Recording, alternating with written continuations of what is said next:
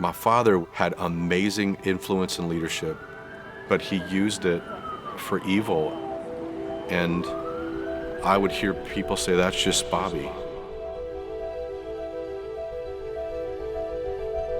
I saw the hurt and the chaos that my dad brought in his leadership, and I started to gravitate to coaches or teachers that were bringing something different. I had a high school football coach that took what he believed true about his faith and leadership and actually did it.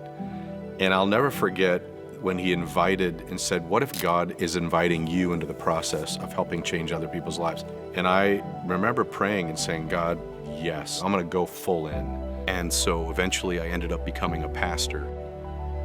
When I began the pastoring of Green Bay Community Church, the one thing I hoped for was how could we be a real impact to a city and be of value for more than just a Sunday service, but Monday through Saturday. I knew we needed a place to grow leadership no matter where you're at. And so I offered this blanket invitation to our staff for the Global Leadership Summit. And really only 3 of our staff showed up, and one of those was me. It was the next year that I pushed a little bit harder as the leader, and that room got fuller. People started to catch the hunger they had for their own leadership development, and this leadership culture was created where they started going out and influencing people outside of the church. And we eventually all saw this is needed in our community, in our city. And within a couple years, we said, it's time to launch a public summit. I hope next year, if you're sitting in this room, we could all stand up and see a different view of our city. It'd be hard for me to give a number, but I would say probably 20 to 30% of our church attendance on Sunday morning has come through the ripple effect of the summit. We had a business that had never been to our church and came because they had one person that attended our church and said, you need to see what they do for leadership. It wasn't even about the summit, it was about them walking through our offices and see what we do for leadership. That inspired them, and now that CEO and owner is at our church with his family. And leadership development, when you see that unfold in people like that aren't on a church staff, but are in a home, at a workplace, at a nonprofit, at the hospital, that becomes greater impact beyond just seats filled on a Sunday morning, but a city changed with the hope that we're trying to bring through our leadership and influence.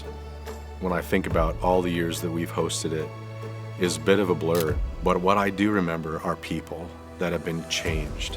People like Damien LaCroix is the superintendent for Howard Suamico School District. He came to the summit and it just unlocked him to the point where he made the option for all his staff to be here at the summit. And he had the largest group. He had nearly 100 teachers and staff.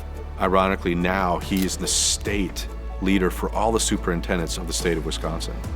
When I reflect on how I grew up, 12 years with my father, one of the phrases that I'm so afraid that my kids or my grandkids would say is, oh, that's just the way grandpa is or dad is. I want to be different next month. I want to be different next year.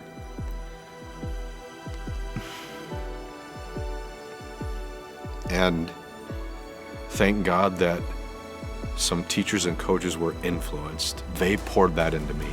And that has been a model for me to pour into people, whether it's a Damien who I can pour into him, and then he pours into a school district in those very lives of those teachers and coaches that can actually affect more students like me.